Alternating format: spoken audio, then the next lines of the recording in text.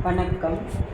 தெய்வத்திடம் நாம் என்ன பிரார்த்தனை செய்ய வேண்டும், எதை கேட்க வேண்டும்?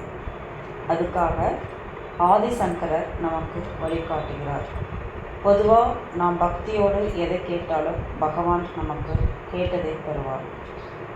கேட்பதில் உயர்ந்த விஷயங்கள் உண்டு, கேட்பதில் மிகவும் சாதாரண விஷயங்களும் உண்டு.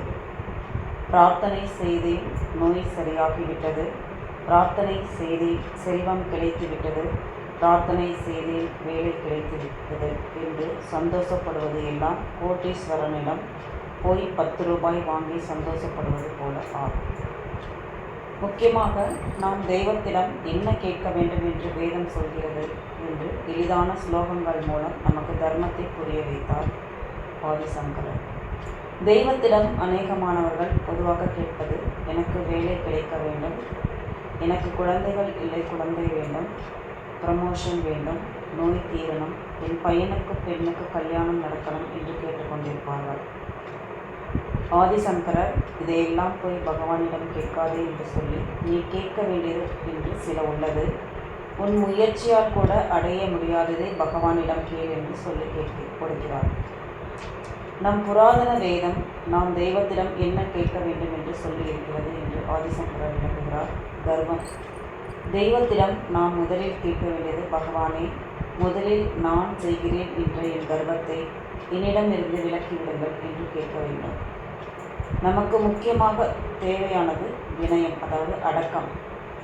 அந்த அடக்கம் நமக்கு வராமல் இருப்பதற்கு காரணம் நம்மிடம் நான் செய்கிறேன் என்று இருக்கும் கர்வமே ஆகும். அனைத்தையும் படைத்த பகவானிடம் நாம் போய் என் கஷ்டம், என் துக்கம், என் வேலை என்று நான் என்னுடைய என்று சொல்வதை நம் கர்வத்தை காட்டுவதாகும். எல்லாம் தெரிந்தவருக்கு உன் துக்கம் நோய் தெரியாதா? சொல்லித்தான் அவருக்கு தெரியுமா? இரண்டாவது, ஆசை.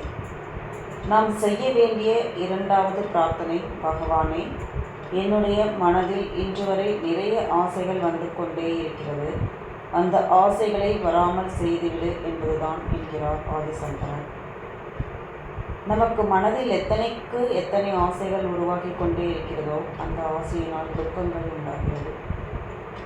ஒரு ஆசையை நிறைவேற்ற முயன்றால் அது பலிக்கும் போது இன்னொரு ஆசை மனதில் உண்டாகிறது. அந்த ஆசையை நிறைவேற்ற முயன்றால் அது பலிக்கும் போது மற்றொரு ஆசை மனதில் உண்டாகிறது. முடிவே இல்லாத ஆசைகள் திருப்தி இல்லாதவனுக்கு வந்து கொண்டே இருக்கும். திருப்தி இல்லாததால் துக்கம் உண்டாகும். கர்வத்தை நம்மால் அழிக்க முடியாதது போல மனதில் வந்து கொண்டே இருக்கும் இந்த ஆசையையும் நாம் திறமையால் அழிக்கவே முடியாது.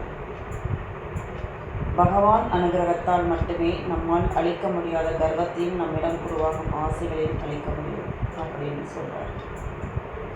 மூன்றாவது, திருப்தி. நாம் செய்ய வேண்டிய மூன்றாவது பிரார்த்தனை, பகவானே, எனக்கு என்று எது உள்ளதோ அதை பார்த்து நான் திருப்தி அடையும் குணத்தை கொடு என்பதுதான் என்கிறார் ஆதிசங்கரர். பகவத்கீதையில் இந்த திருப்தியை பற்றி ஸ்ரீ கிருஷ்ணர் அவர்கள், நானாக போய் யாரிடமும் கையேந்த மாட்டேன், எனக்கு என்று எது கிடைக்கிறதோ அதை கொண்டு நான் சந்தோஷப்படுவேன் என்ற திருப்தியில் எவன் இருக்கிறானோ அவனை சுகம், துக்கம், வெற்றி, தோல்வி என்ற எந்த அனுபவமும் மனதளவில் பாதிக்காது அப்படின்னு சொல்றார். தெய்வ அனுகிரகத்தால் மட்டுமே மனதில் திருப்தி ஏற்படும். பகவான் அனுகிரகத்தால் மட்டுமே நம்மால் அழிக்க முடியாத கர்வத்தையும் ஆசையும் அழித்து திருப்தி என்ற குணத்தையும் கொடுக்க முடியும். நான்காவது, இரக்கம். நாம் செய்ய வேண்டிய நான்காவது பிரார்த்தனை, பகவானே, எனக்கு யாரை பார்த்தாலும் மனதில் இரக்க சிந்தனை உருவாக்கும்படி செய்யுங்கள் என்பதுதான் என்கிறார் ஆதிசங்கரர். நம்மால் கொண்டு வர முடியாத குணம் இரக்கம். இரக்க குணம் உள்ளவனுக்கு மற்றவர்கள் செய்யும் தவறுகள் தெரிந்தாலும் அவன் தெரியாமல் செய்கிறான் என்று அவன் மீது இரக்கம் வரும். இரக்க குணம் உள்ளவனுக்கு எதை பார்த்தாலும் யாரிடத்திலும் கோபமே வராது. கர்வத்தையும் ஆசையும் நம்மால் அழிக்க முடியாதது போல, மனதில் திருப்தி கொண்டு வரவே முடியாதது போல, எதனிடத்திலும் இரக்கம் காட்டும் குணம் நம் முயற்சியால் வரவே வராது. தெய்வம் அனுகிரகம் செய்தால் மட்டுமே இந்த இரக்க குணம் மனதில் ஏற்படும். பகவான் அனுகிரகத்தால் மட்டுமே நம்மால் அழிக்க முடியாத கர்வத்தையும் ஆசையும் அழித்து திருப்தி, இரக்கம் என்ற குணத்தையும் கொடுக்க முடியும். ஐந்தாவது, மோட்சம்.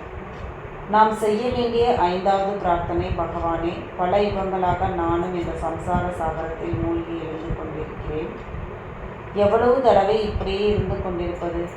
என்னை இந்த சம்சார சாகரத்தில் இருந்து தாண்ட வைத்துவிடு, மோட்சத்தை கொடு என்பதுதான் அப்படின்னு ஆதிசங்கரர் சொல்வார். இங்கு சம்சார சாகரம் என்று சொல்வது ஜனன மரணம் என்ற சுழற்சியை. இந்த சுழற்சியையே ஆதிசங்கரர் பஜகோவிந்தம் பாடும்போது புனரவி ஜனனம், புனரவி மரணம், புனரவி ஜனனி ஜடரே சயனம், இக சம்சார சம்ஹாரே பகுதுஸ்தாரே கிருபயா பாரே பாகி முராரே அப்படின்னு பாடுகிறார். இதற்கு அர்த்தம், பிறப்பும் இறப்பும் மீண்டும் மீண்டும் தொடர்ந்து கொண்டே இருக்கிறது. இந்த பிறப்பிலும் மீண்டும் தாயும் கருவறையில் பிறந்தாயிற்று. கடக்க முடியாத இந்த சக்கரத்தில் இருந்து விடுவித்து கடாட்சித்து அருள மாட்டாயா கோவிந்தா என்கிறார். சர்வம் கிருஷ்ணார்ப்பணமஸ்து. நன்றி. மீண்டும் ஒரு நல்லதொரு பதிவில் சந்திப்போம். வாழ்க வளமுடன்.